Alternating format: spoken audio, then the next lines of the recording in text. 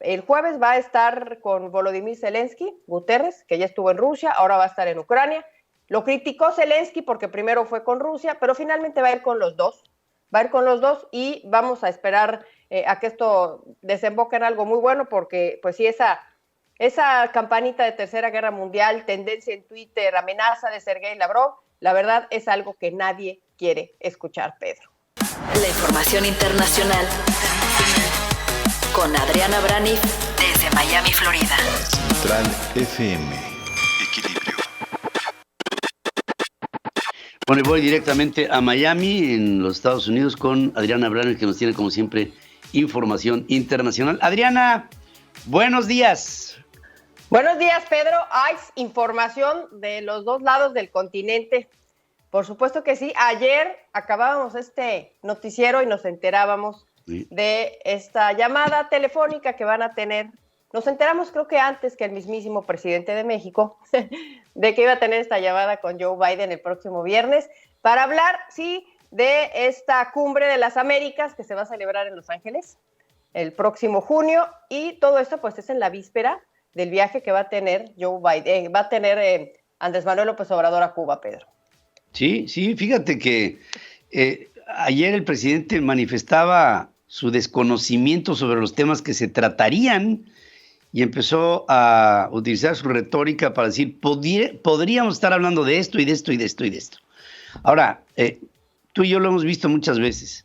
En este tipo de reuniones, una cosa es de lo que nos enteramos y otra cosa es de lo que realmente se habla. Y creo que habrá de la Casa Blanca para Palacio Nacional muchos dardos directos sobre temas específicos que tienen que ver con intereses sobre inversiones ya realizadas en México que no están siendo respetadas. Yo creo que para mí esa es la pauta más importante. Sí, seguro que así será, Pedro. Es como un sondeo que está haciendo Joe Biden previo a esta visita o esta cumbre de las Américas para que no salga con sorpresas el presidente. Pareciera ser que por ahí va este asunto. Vamos a ver qué es el asunto, ¿no? Pero bueno, del otro lado del continente, donde está la guerra, hay que decir que Rusia ya activó su arma económica más poderosa, que es el gas. Porque ayer Vladimir Putin o Rusia corta ya el suministro de gas a Polonia y a Bulgaria, a estos dos países. El argumento que dan es que no cumplieron con esta demanda de pagar en rublos, una demanda que impuso Rusia, que impuso Vladimir Putin después de la invasión, como una manera de reaccionar ante las sanciones que imponía el mundo a su país, porque previo a esto pues se pagaba en euros. Entonces anunciaba que quien no pagara en rublos pues iba a dejar de recibir el suministro. La Unión Europea catalogó esto como ilegal. El hecho es que con este argumento, ya el día de ayer corta el gas, el suministro de este insumo a Polonia y a Bulgaria. Europa, hay que decir que depende en gran medida de este suministro de Rusia, de esta empresa estatal que se llama Gazprom. Depende muchísimo, muchísimo de ella.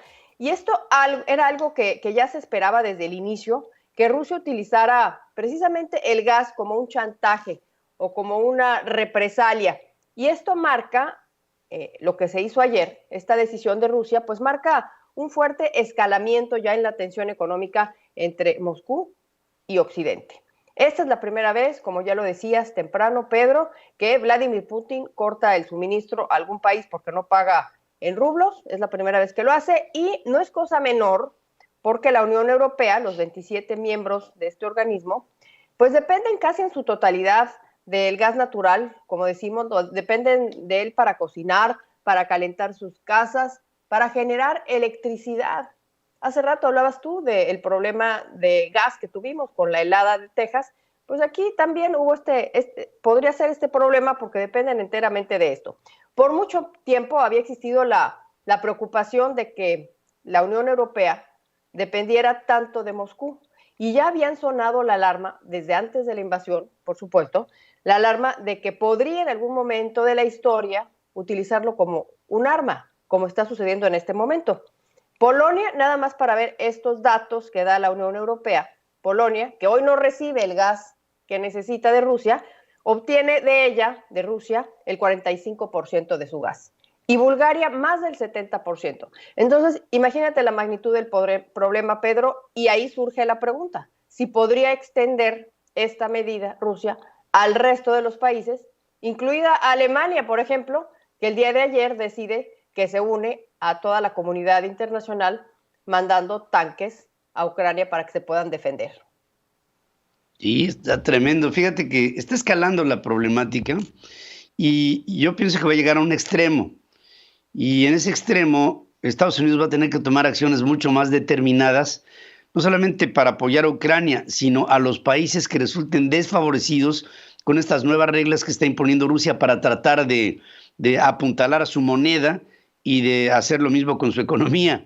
El tiempo se está prolongando, ya han pasado semanas, esto no avanza, hay llamados por todas partes para la pacificación del Papa, de la ONU, de los presidentes de los países de la OTAN o de los primeros ministros, o en fin, hay la buena voluntad como un principio, pero mira, ayer lo que dijo Sergei Lavrov me llamó muchísimo la atención. Está tocándose las puertas de lo que pudiera convertirse en una tercera guerra mundial y el problema nuclear no debe de descartarse como una opción. Yo creo que formas más amenazantes no puede haber, ¿eh?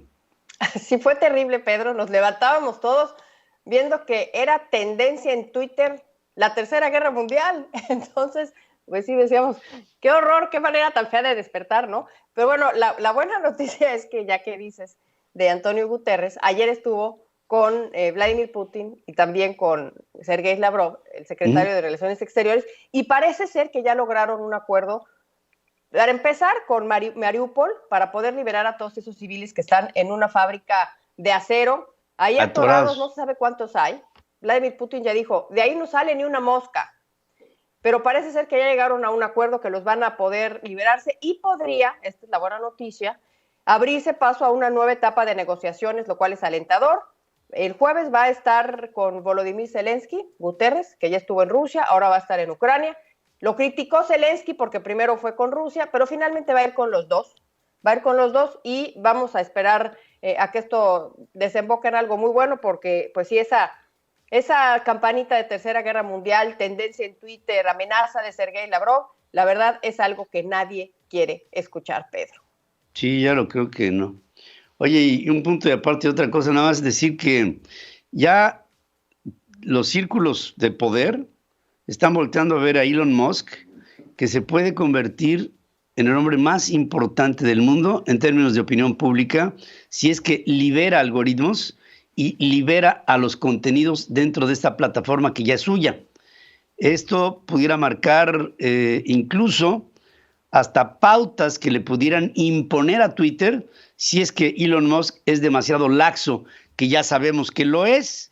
Y esto, no sé, yo creo que sienta un antecedente que no se había visto desde que las redes sociales son importantes en nuestra forma de comunicación humana.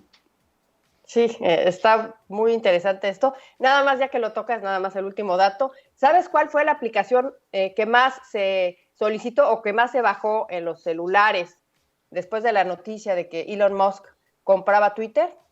¿Cuál? La número 1 es una aplicación que se llama Truth, que es como Twitter y es de Donald Trump. Claro que no le va a hacer ni las cosquillas, pero pues es un dato que me pareció muy interesante.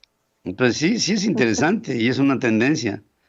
Y habrá que ver hacia dónde se mueve Elon Musk, que a mí todos los días me sorprenden sus estertores y sus movimientos. Se me hace un hombre diabólicamente inteligente, por decirlo menos, que pienso que va a marcarle a todas las demás redes sociales las formas de comportamiento y de operación. Lo vas a ver.